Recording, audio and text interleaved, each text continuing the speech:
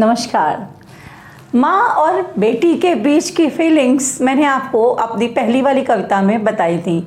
आइए आज आपको जो कविता सुनाती हूँ उसमें एक फादर और एक डॉटर के इमोशनल रिलेशन की स्टोरी आपको दिखेगी।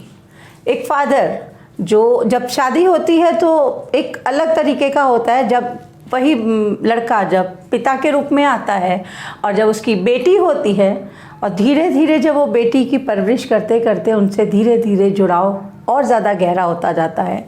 उसके बाद एक घड़ी आती है जब उसको ये डर हो जाता है कि अब मेरी बेटी के ससुराल जाने की घड़ी पास आ गई है। तो देखिए उसके मन पे उसके मन में एक इनसिक्योरिटी आती है। आइए आज आपको वो इनसिक्योरिटी, वो फीलिंग आपको कविता के ज़रिए सुनाई जाए। सतयुग हो या हो कलयुग, कर्मों का फल मिलता है। सतयुग हो या हो कलयुग, कर्मों का फल मिलता है।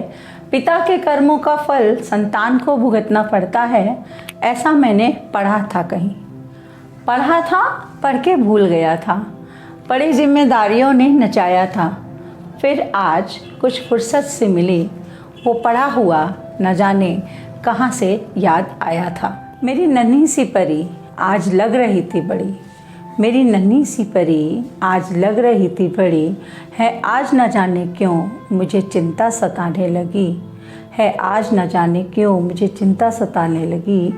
घड़ी बिटिया के ससुराल जाने की धीरे धीरे से पास आने लगी।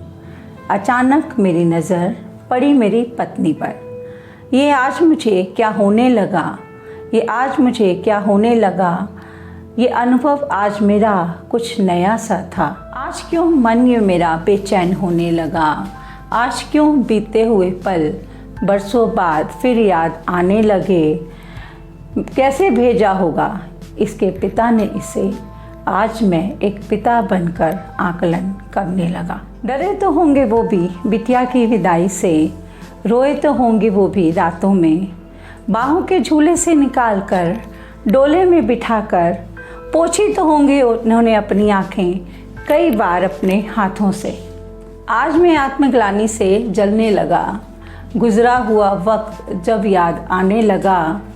क्या कहूँ खुद शर्मिंदा हूँ, क्या कहूँ खुद शर्मिंदा हूँ। आज मैं खुद आईने से नज़रें चुराने लगा।